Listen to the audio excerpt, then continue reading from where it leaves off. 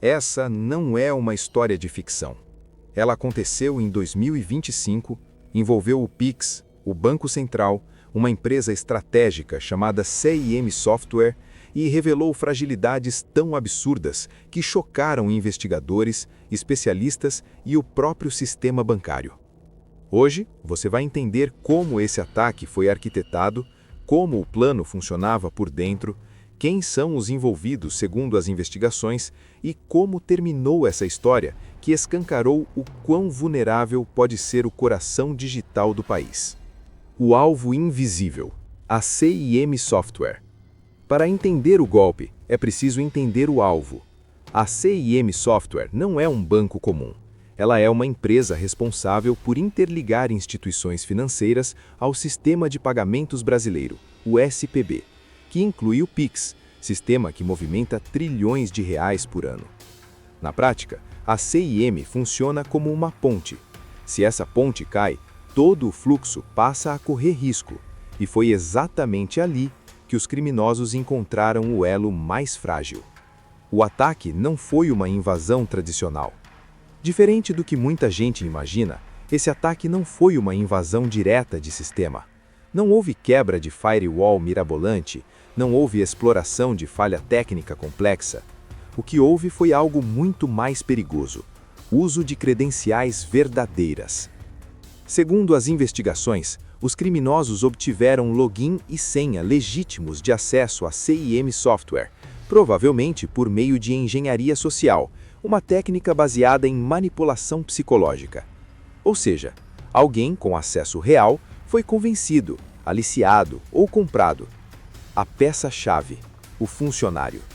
Essa pessoa foi identificada como João Nazareno Roque, de 48 anos, funcionário terceirizado da CIM Software, atuando como desenvolvedor back-end júnior. Segundo seu próprio depoimento à polícia, João vendeu sua senha de acesso por R$15 mil.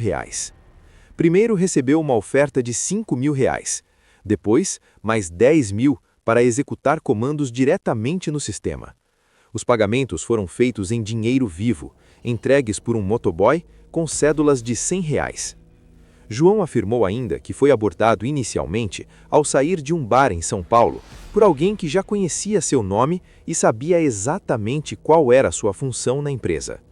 A partir dali, ele passou a se comunicar com 4 pessoas diferentes, trocava de celular a cada 15 dias e inseriu os comandos no sistema no mês de maio de 2025. O quarto de hotel em Brasília. Com o acesso liberado, a execução do ataque aconteceu em 30 de junho de 2025. Segundo o diretor-geral da Polícia Federal, o maior roubo cibernético da história do Brasil foi executado por apenas 2 jovens, Patrick Zanquetin de Moraes, estudante de medicina, e Ítalo Jordi Santos Pirineus, conhecido como Breu e autodeclarado jogador de pôquer, usando um notebook em um quarto do Hotel Royal Tulip, em Brasília. Nada de estrutura sofisticada, nada de esconderijos clandestinos.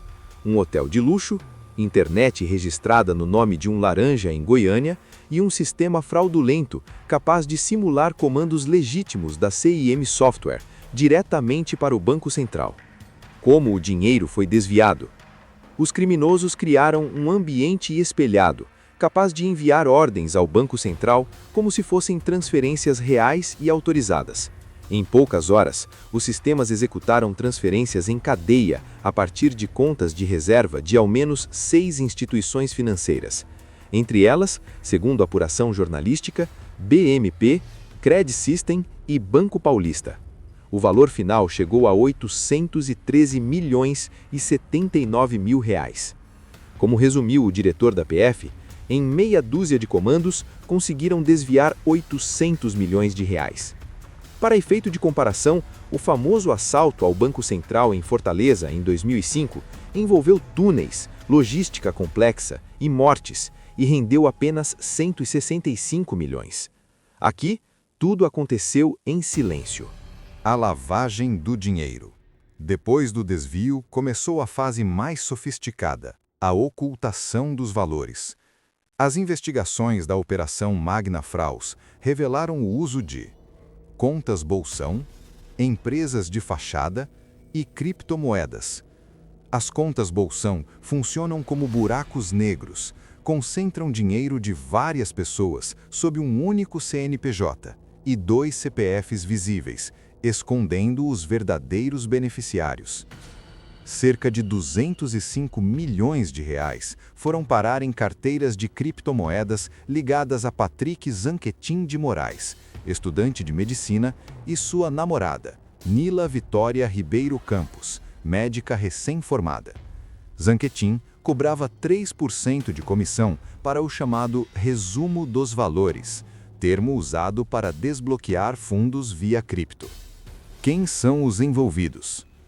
Segundo as investigações, o núcleo central incluía Patrick Zanquetin de Moraes, Ítalo Jordi Santos Pirineus, conhecido como Breu, Henrique Magnavita Lins, o russo, Wesley Nascimento Lopes, o Spider, Marcos Paulo Pereira de Oliveira, o Leitão, e o funcionário João Nazareno Roque. Todos estão na faixa dos 30 a 40 anos e a maioria já se encontra presa. No total, 23 pessoas foram detidas em diferentes fases da operação: fugas, prisões e recuperação. Quando o cerco começou a se fechar, alguns suspeitos tentaram fugir. Breu e comparsas voaram para Buenos Aires em jato particular. Ele acabou capturado em Madrid.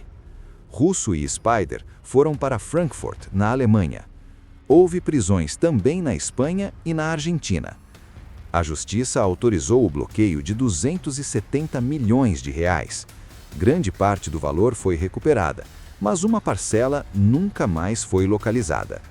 João Nazareno Roque foi preso em casa, na zona norte de São Paulo, e confessou sua participação.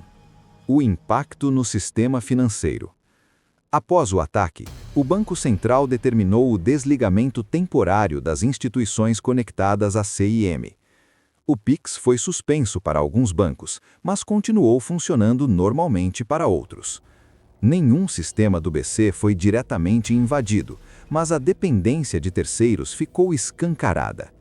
O caso levou a amplos acordos entre PF, Febraban e BNDES, revisão de normas do Banco Central, críticas duríssimas às contas bolsão e mudanças na abertura e monitoramento de contas. Como resumiu um dirigente, o sistema parecia robusto, mas se mostrou um castelo de cartas. O alerta final. Esta história não é apenas sobre hackers, é sobre confiança cega, sobre terceirização sem fiscalização rigorosa e sobre como um único login vendido por R$15 mil pode colocar em risco bilhões de reais. 2 jovens, um quarto de hotel, um notebook e um sistema financeiro inteiro exposto. Se isso foi possível em 2025, a pergunta que fica é simples e assustadora: o que mais ainda não foi descoberto? Se você quer continuar entendendo os bastidores do poder, da tecnologia e do dinheiro, deixe seu like, se inscreva no canal e assista ao próximo vídeo que está aparecendo agora. A gente se vê no próximo conteúdo.